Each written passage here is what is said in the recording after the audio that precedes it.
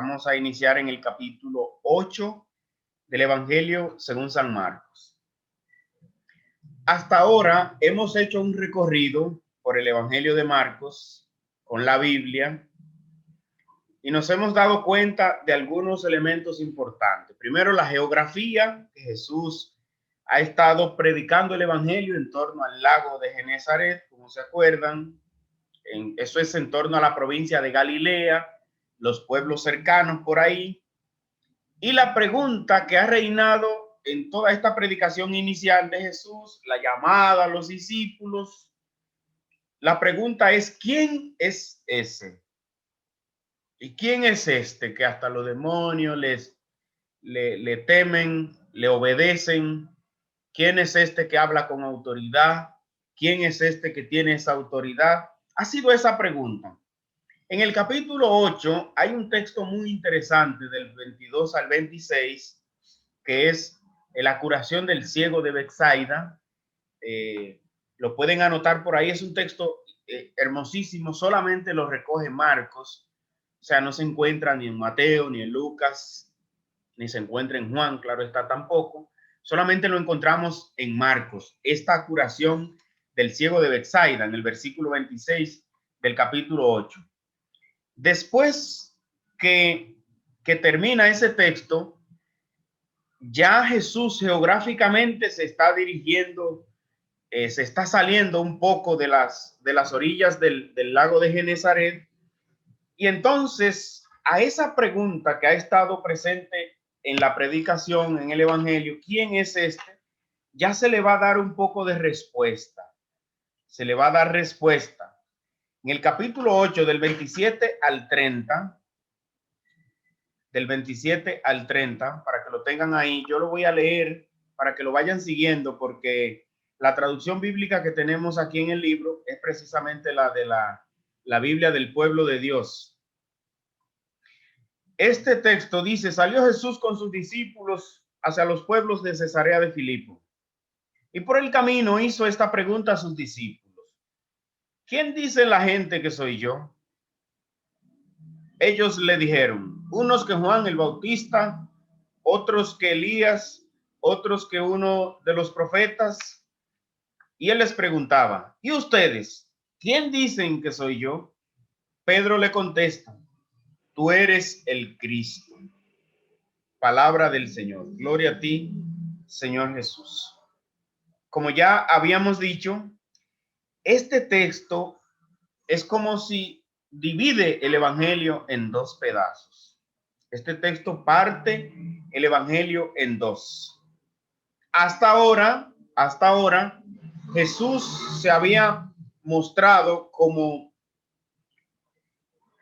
el desconocido para mucha gente. ¿Quién es este? Es la pregunta que ha reinado hasta ahora. Jesús se enmarca en la misma pregunta y les pregunta a los discípulos: ¿quién dice la gente? Parece que ya eso se venía sazonando mucho, esta pregunta sobre la identidad de Cristo. ¿Quién es ese? Es un maestro diferente, tiene una autoridad distinta. Y Jesús, ¿quién dice la gente? Pero esa identidad va a ser revelada primero a los discípulos.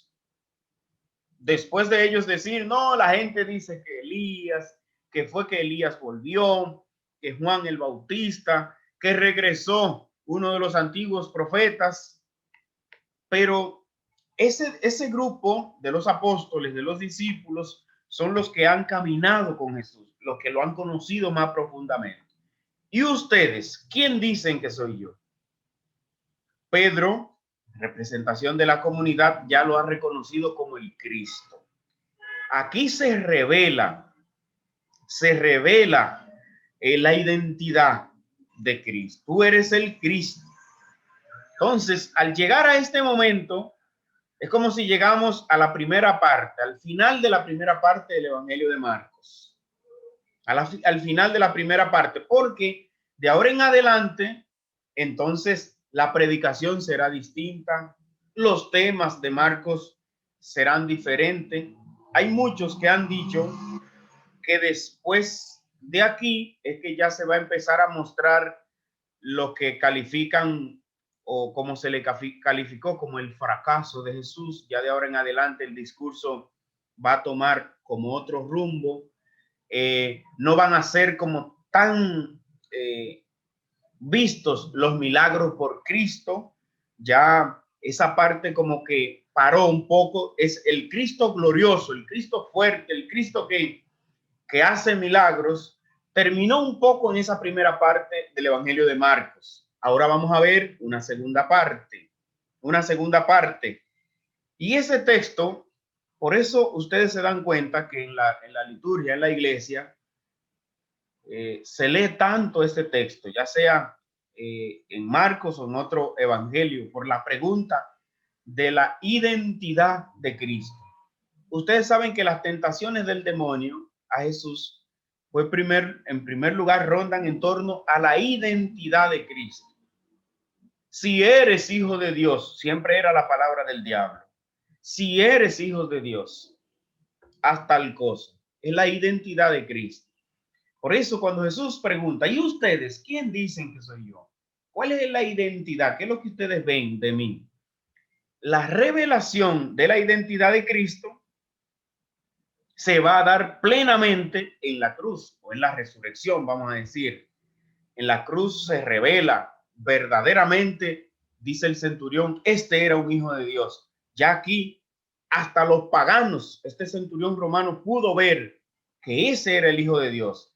Los verdugos en la crucifixión decían, si realmente eres hijo de Dios, bájate de esa cruz y creeremos en ti. Todavía esa identidad de Cristo está empañada, vamos a decir. Jesús quiso mantenerla así. El evangelio termina diciendo que Jesús le mandó enérgicamente que no hablaran a nadie acerca de él. Lo que los estudiosos hablan del secreto mesiánico. Jesús quiso mantener esa identidad mesiánica en secreto para que se revelase cuando tenía que revelarse, que era en la cruz. Jesús no quiso que la gente lo viera a él como un curandero, como una persona que andaba haciendo milagros, porque esa no fue su misión. La misión de Cristo fue venir a redimir el mundo, y la misericordia le hacía a él curar a enfermos, porque ese amor misericordioso de Cristo no es posible ver el sufrimiento y seguir de largo. En Juan va a hablar que son señales para que nosotros creamos que Él está aquí, entre nosotros. Entonces, esa misión de Cristo, esa identidad mesiánica, va a quedar medio empañada, no se le va a dar a revelar así plenamente a la gente hasta que no llegue el momento. En la resurrección, entonces sí, ya se verá tal cual es el Cristo glorioso y resucitado. Jesús le mandó enérgicamente que no se lo dijeran a nadie. Y en muchos milagros también vimos que él dijo, no se lo digan a nadie, por favor. Después, en el texto que le mencioné anteriormente, en la curación del ciego de Betsaida, después que él recobró su vista plenamente, le dijo, no se lo diga a nadie. A otro le dijo, ni siquiera entres en la ciudad, para que no se divulgue esa identidad que debe revelarse cuando llegue la hora. Bueno, pues de ahora en adelante el Señor va a revelar, va a hablar de su futuro. Y esto no caerá tan agradable, porque Jesús va a hablar del futuro suyo, y es precisamente sufrimiento. Y si el Señor va a sufrir, ¿qué va a suceder con los que le están siguiendo? ¿Qué va a suceder con los que le siguen? Porque hasta ahora ha sido muy bueno. Les he llamado para que estén conmigo, para que andemos, y ver la gente alabando al Señor es muy bueno, muy bonito. Pero de ahora en adelante el Hijo del Hombre va a ser apresado.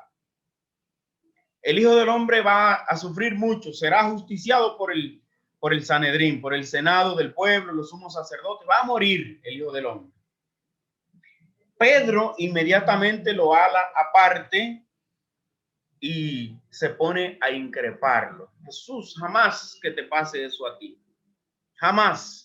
Por eso ese episodio que se da en esa región de Cesarea de Filipo es un episodio decisivo en el camino del seguimiento de Cristo. Jamás, Señor, que te suceda eso a ti.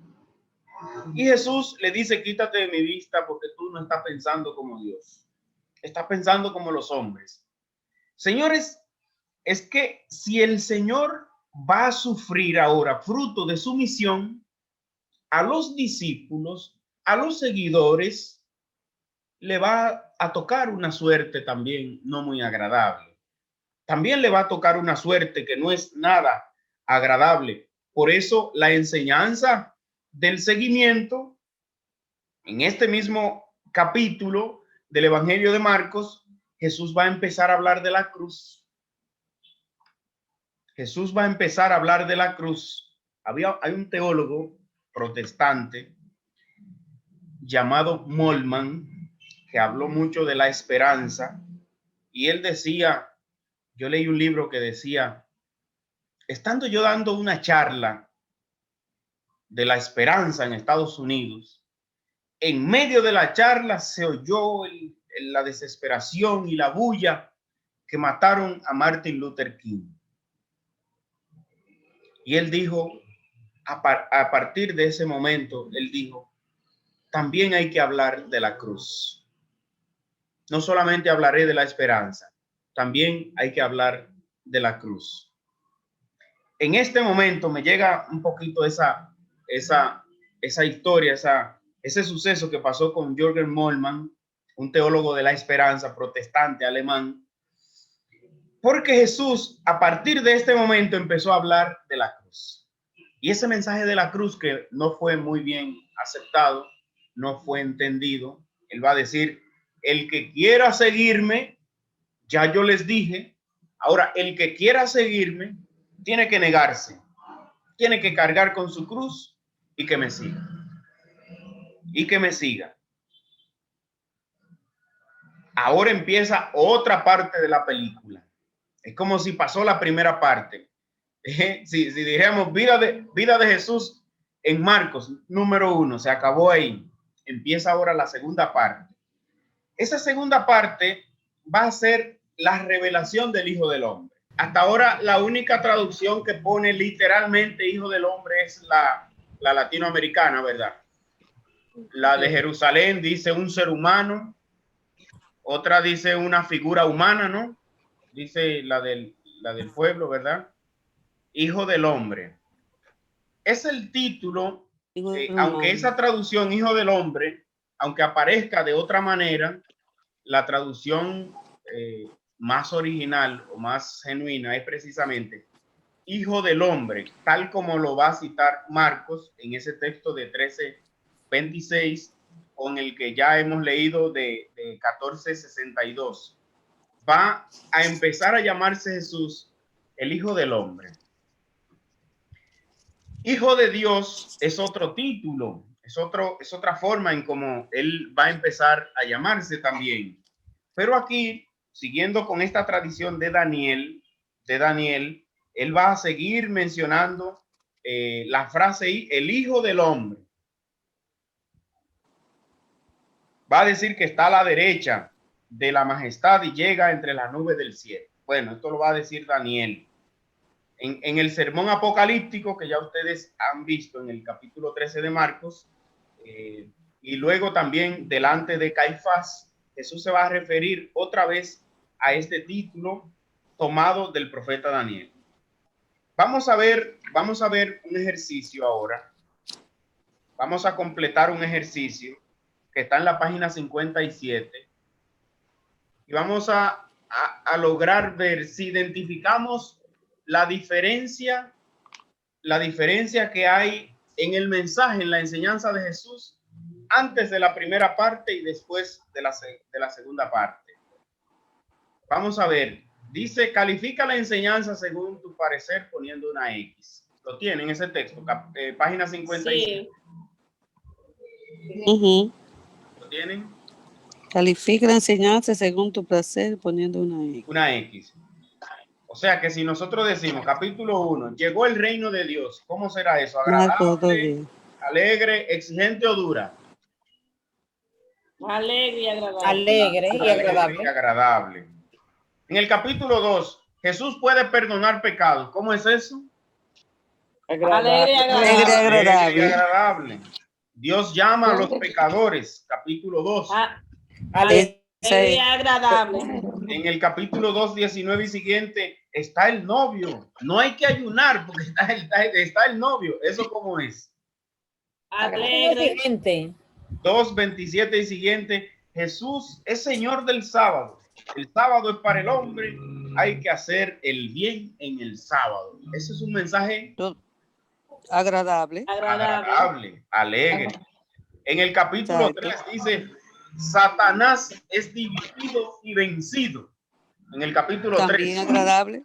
alegre y agradable. Alegre y agradable. En el capítulo 3, 34 y siguiente, los discípulos son la familia de Jesús. ¿Cómo es eso? Alegre y agradable. Alegre y agradable. Cuando él dice, todo el que escucha la palabra y la pone en práctica es mi madre, mis hermanos y mis hermanas. Sí. ¿Verdad? Eso es agradable.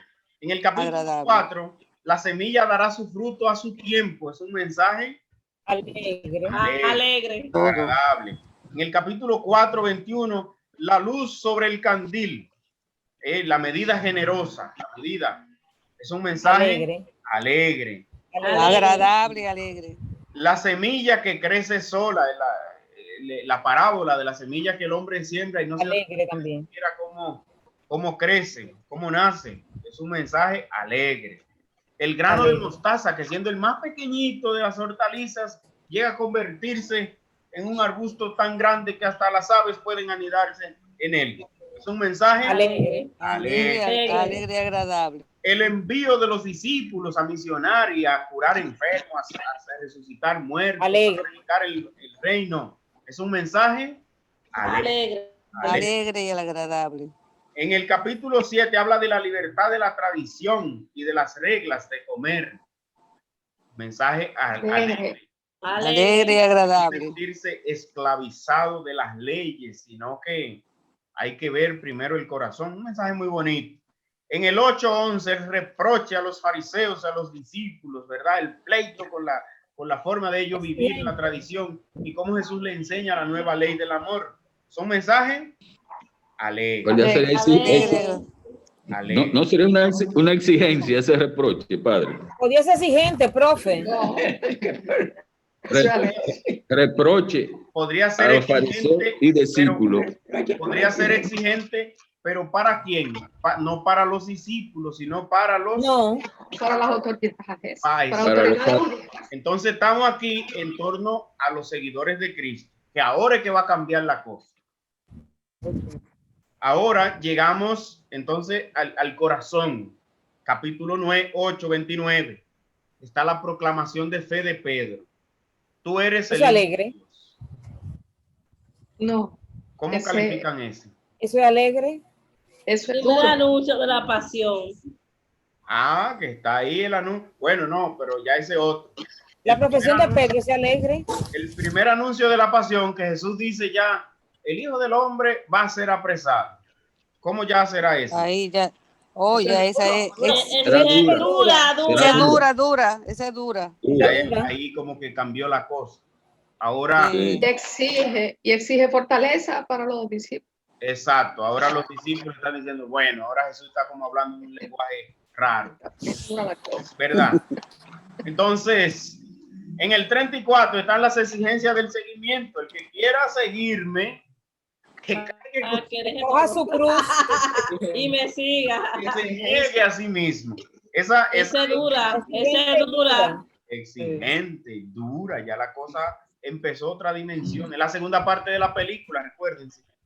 Entonces, en el capítulo 9:30, el segundo anuncio de la pasión, otra vez le dijo, el Hijo del Hombre va a sufrir, va a ser apresado, va a morir, al tercer día resucitará. ¿Cómo es esa? Dura. Muy dura. En el 9 están las instrucciones, 9:33, a los discípulos. Si tu mano te hace caer. Esa ahí está fuerte. Esa es dura. Esa está fuerte. Está durísima. ¿Verdad que sí? Córtasela. Dura. ¿Verdad? En el 10:1-12, contra el divorcio. Exigente también. Dura. Con lo fácil que se divorciaban esa gente. Sí, ahora Jesús lo complicó. Al principio no era así. Jesús ahora le complicó la cosa. Bueno, en el 10:13, bendición a los niños. Dejen que los niños vengan a mí. ¿Cómo ustedes? Ese alegre. Alegre. Pero esa es alegre. Ese No alegre. es Debiera ser alegre. exigente. Ese O sea, Ese es exigente. a los discípulos que le sean. dio un reproche a ellos. O sea, uno lo ve bueno, pero fue Ese un alegre. reproche que le dio. Ese fue exigente. Es que déjenme decirles, para los discípulos eso fue un golpe, porque es que ellos tienen en su mente que los niños, las mujeres, los enfermos, Ajá. los leprosos, No podían acercarse. exacto. Entonces Jesús está cambiando la perspectiva de los mismos seguidores de él, de sus mismos discípulos. Vamos a ver en el 10:17, el joven rico y la dificultad para salvarse. ¿Cómo es eso? Es dura. durísima. Esa sí es dura. Esa es dura. Exigente. Muy exigente, ¿verdad? Muy exigente. Durísima. En el 10:32 está el tercer anuncio de la pasión. Oigan todavía. Dura. El tercer anuncio de la pasión. Y entonces, en el 10:35-45, contra la ambición, acuérdense, Santiago y Juan, Señor, queremos que nos siente uno a tu derecha y otro a tu izquierda. Y Jesús le dice, son capaces ustedes de beber el cáliz que yo he de beber y el bautizarse con el bautismo que yo me he de bautizar. Y después le dice, recuerden que los jefes de las naciones los tiranizan a ustedes, pero que no sea así entre ustedes. El que quiera ser el primero, que se haga el servidor. El último. ¿Cómo fue eso? Para esos muchachos, para esos discípulos. Exigente. Fue muy exigente. Exigente y duro. Muy exigente. Ay, padre, esta que viene ahora de la higuera es que yo nunca he podido asimilar eso. Bueno, La maldición. Vamos a ver en el 11, 12, 14 y después 20, 26, maldice a la higuera. Ay, sí. ¿Cómo fue? Yo. ¿Cómo fue esa? Esa es dura. Durísima. Muy fuerte. Ya vamos a llegar ahí más adelante. Esa fue bien dura también. En el 11, 15, 18. Yo no le entiendo eso, ¿no? Es que Esa es dura. ese exigente y dura. Muy exigente. Ahí estaba Jesús como. La costumbre que tenían esa gente de vender animales en el templo, de cambiar plata, de poner sus mesas, eso era como un mercado. Esa yo la entiendo más. Y habían convertido el templo prácticamente El negocio. En un mercado. Sí. Jesús comenzó a estrellar ahí. Ay, sí, cuando Jesús llegó lo volteó hasta la mesa. Se le subió la peñita. Ya la cosa se va a tornar diferente en torno a Le Jesús. trayó la mesa. Si ustedes se dan cuenta, en el 11:27 está la disputa contra la autoridad de Jesús, sobre la autoridad de Jesús. Es una discusión sobre la autoridad de Jesús. Ya en Jerusalén, ya la cosa, los ánimos se van caldeando. Ya Jesús tiene que tener mucho cuidado porque ya las tramas para asesinarlo ya se van volviendo más severas todavía. Bien difícil la situación. Los viñadores asesinos. Pone esta parábola el Señor, los viñadores asesinos, sí. para enseñarnos también. El tributo al César contra los fariseos y los herodianos. Los fariseos y los herodianos se confabularon para poner en una encrucijada a Jesús y meterlo al medio, como decimos. Es difícil, ya lo que están tramando es matarlo. Sí. La resurrección contra los saduceos. Ustedes saben que los saduceos no creían en la resurrección. No, para nada. Sí. Y entonces Le pusieron su gancho, Esta era una forma que tenían los saduceos de buscar condenar al Señor, ponerlo como un blasfemo, ajusticiarlo. Y después en el 12, 28, 40, el mayor mandamiento contra los letrados. El mandamiento principal. Bien difícil también la situación aquí. Contra los que saben mucho. los que saben mucho de la ley, pero no conocen del amor, contra los mandamientos. Y luego en el 13 está el sermón apocalíptico. El sermón apocalíptico que ya hemos leído. Acuérdense que iniciamos la primera clase leyendo ese sermón, Jesús mandando para las montañas cuando estaba siendo amenazado el templo de Jerusalén. Se dan cuenta la estructura, el camino, el hilo conductor del Evangelio de Marcos. Entonces, estos textos son una pieza, este género literario inaugurado por Marcos, Evangelio, como escribir la vida de una persona, es una hermosura. Cuando uno lee, analiza un evangelio como este, entonces uno se queda con, vamos a decir, con una radiografía, con una fotografía más completa, si uno logra leer el evangelio completo. ¿Cómo fue hasta un nivel? Y aquí cuando se revela la identidad de Cristo, entonces ya se empieza a hablar de la cruz. Ya de ahí en adelante se acabaron los milagros, se acabó la muchedumbre detrás de Cristo y Jesús que no encontraba y el gentío. Ya eso era hablar de la cruz, pleito, doctrina fuerte, doctrina seria, difícil, vamos a decir difícil, exigente, mejor decir la palabra, exigente. Hay muchos que dicen, y que realmente es así, que las personas, mientras más cerca de su muerte están, más profundas son sus palabras. Las personas, mientras más cerca de la muerte están, más profundas son las palabras que salen de su boca. Miremos a Jesús para que nos demos cuenta. Miremos a Jesús un poquito en Marcos para que nos demos cuenta cómo es el asunto. Mientras más cerca de la muerte está, los temas fueron poniéndose más difíciles, más exigentes, los temas que Jesús trató con sus discípulos, sobre todo. Aquí siempre está él dirigiéndose a sus discípulos, bueno, también en los pleitos, en las discusiones con los fariseos, con los saduceos, con los letrados, pero sobre todo esa enseñanza que le está diciendo a los discípulos, con su vida, con su enseñanza es: si quieren seguirme, prepárense para esto. Si ustedes me van a seguir, prepárense para la cruz, para la negación a sí mismo. Entonces, él en el camino en Cesarea de Filipo, caminando ya dirigiéndose a Jerusalén, él les explicó con teoría a sus seguidores. Pero se cumplió lo que el Evangelio de Lucas va a poner en la transfiguración, cuando Jesús se transfiguró allá en el Tabor, que esa voz que se escuchó del cielo: este es mi hijo, mi amado, mi predilecto. Entonces hay una frase que no está en la voz, en la palabra del bautismo, porque en el bautismo se escuchó la misma frase, pero no aparece la palabra hagan lo que él les diga. Hagan lo que él les diga. Ese hagan lo que él les diga es o que en hebreo va a ser el shalom. Escúchenlo. El escucha Israel del Antiguo Testamento. Aquí va a aparecer escúchenlo. Este es mi hijo, mi amado, mi predilecto. Escúchenlo. Ese escuchar a Jesús